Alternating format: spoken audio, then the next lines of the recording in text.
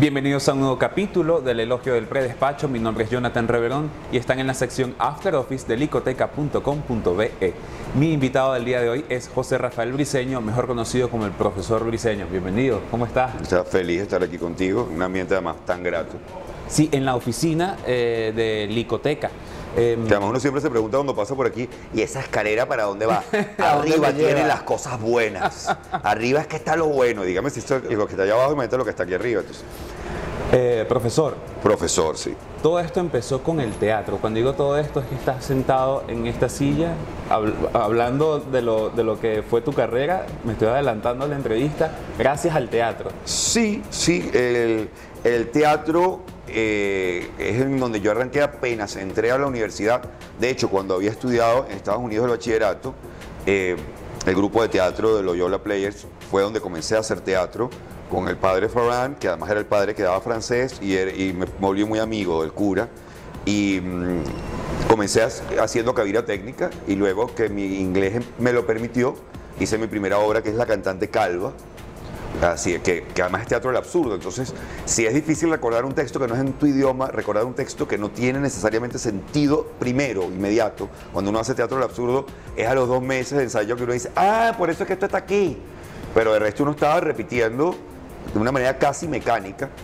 Y luego, cuando llegué aquí, bueno, lo primero que hice fue buscar el grupo de teatro, entré a trabajar con Virginia Ponte, quien me volví literalmente un aprendiz, la maestra Virginia Ponte, en el grupo de teatro de la Universidad Católica Andrés Bello, mientras estudiaba comunicación social. Y a medida que trabajé como becatrabajo de cultura para teatro, o sea que estudiaba, hacía teatro y además trabajaba en la sala como técnico, pues que se encargaba de recibir grupos, resolver problemas, poner luces.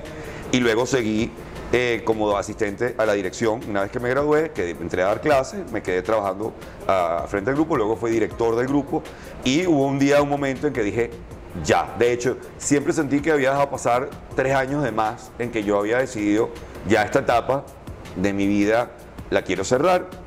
Trabajé también con el grupo de teatro, fui fundador del grupo de teatro profesional de la Universidad Católica Andrés Bello, que era Hago Teatro, con lo cual ensayaba durante el día con los muchachos y en la noche venían los egresados como Unaya Menábar y compañía, y entonces trabajamos los montajes. Quiere decir que estaba todo el día, llegó un momento que me saturé y fue hasta el momento en que supe quién podía reemplazarme, porque ya Virginia estaba dejando el grupo de teatro y había que dejar un director, cuando llega Nicolás Barretos de Mérida, que es graduado en pedagogía, en comunicación social y había sido del grupo, comprendía la filosofía del grupo, que dije, bueno, ahora puedo dejarlo. Pero ya yo tenía como 3 años diciendo, ya yo tengo que salirme de esto, porque también era el momento en que había empezado a trabajar con el Miss Venezuela y había empezado como a buscar otro horizonte, ¿no?, de trabajo.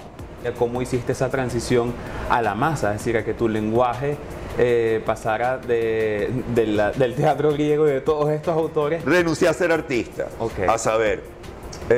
Bueno, primero hay razones económicas. Yo, además de estar en el grupo de teatro, que yo daba inclusive hasta 26 horas de clases semanales tratando de compensar el sueldo, pero a medida que lo económico me agotaba, me caso, tengo una chama. Ese es el momento en que se me acaban todas las ideas pragmáticas de las que te pueda estar hablando aquí. Decir, mira, hay una niña de por medio, hay una familia y hay que darse cuenta. Y yo también había siempre tenido una beta frívola. Y la frivolidad es algo muy serio. Que cuando empiezo a trabajar en Miss Venezuela era muy divertido, porque claro, yo venía de repente un ensayo de Antígona y me iba a trabajar una niña. Vamos a ver cómo explicas la diferencia entre la pasión y el amor a un público tal, o enseñarla a llevar un traje típico. Y mucha gente en la universidad me decía, ¿para qué te metes en eso en Miss Venezuela? Te vas a rayar.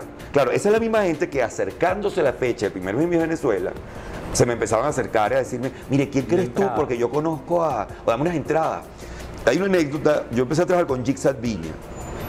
Jixat era una niña que venía del deporte y yo la veo, llegó una niña de estratos muy populares, o sea, de una casa, venía de una casa de piso de tierra, y digo, oye, esta niña hay que mostrarle mundo. Entonces le digo a mi mamá, Mercedes Pulido Briceño, mira, bueno, invitamos una cantidad de personas, Arturo Serrano, profesor de filosofía, Antonio Cova, Ramón Piñango, el padre Castillo, antropólogo, para que me le den una visión del mundo distinta, para que me le generen inquietudes. Yo no quiero que me la cambie, esto no es Pigmalión. pero sí para que... Sale con unas preguntas, Sí, ¿no? para que salgan otras preguntas, otra visión. Porque el problema de las mises no es que sean brutas, no es lo que la gente quiere decir. El problema de las mises es el mismo problema de los deportistas. Están rodeadas de un solo entorno, que generalmente es de gimnasio y de estilista y tal. Disciplina. Y entonces no hay el intercambio con distintas disciplinas, que es el que genera la gente que tiene conversación, que es la gente que escucha cosas distintas en la casa, a la hora de comer, etc.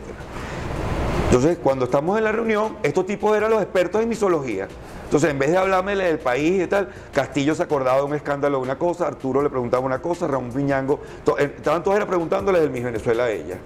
Y hay una verdadera obsesión. Entonces yo empiezo a entrar en Miss Venezuela, simple y llanamente porque yo había empezado a dar clases de oratoria aparte para poder generarme un ingreso. En realidad yo no empecé con mises, yo empecé con abogados.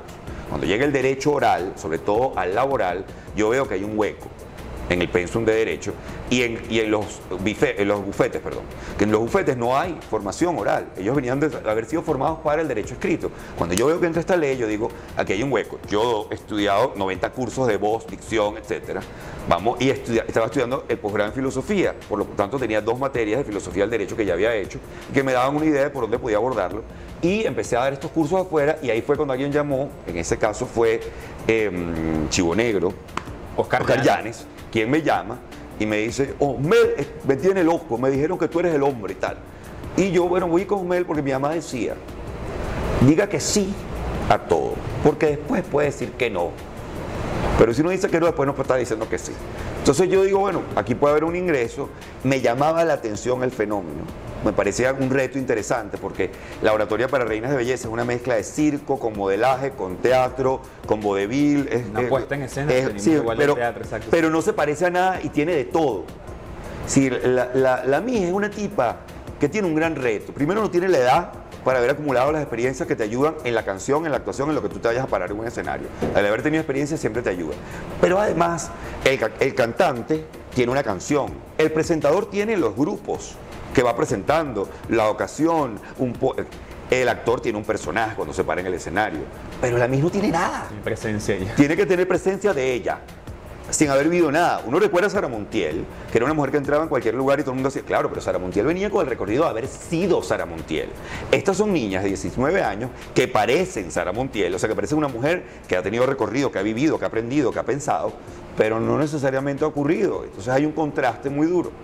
Y de allí, cuando aparecen los circuitos de comedia, aparece algo que siempre me había apasionado, que yo lo había hecho en varios personajes del grupo de teatro, pero nunca podía haber hecho el stand-up, excepto una vez que dije voy a probar esto y le pedí al dueño del Café del Celar en aquel momento, que era François, yo quiero hacer aquí una noche una cosa que yo tengo en la cabeza, que es un stand-up, pues vamos a hacerlo, no, pero él era loco, y lo hice una noche y ahí quedó. Cuando surgen los circuitos, que son los verdaderos propulsores del stand-up en Venezuela, la gente siempre anda, es que claro, la situación política, más la censura, sí, esos son factores, pero sin el esfuerzo de un George Harris y de un Carlos Sicilia de generar espacios, la astucia de Carlos Sicilia de convertirlo en un espacio audiovisual, cuando habían cerrado Radio Rochela, cuando habían cerrado otros espacios, no habría nada del stand-up, con la situación política que tú quieras, porque la gente, nosotros los que estamos interesados en esto, necesitábamos una cancha de bateo. Sin cancha de bateo, sin criollitos de Venezuela, no hay Grandes Ligas. No la hay.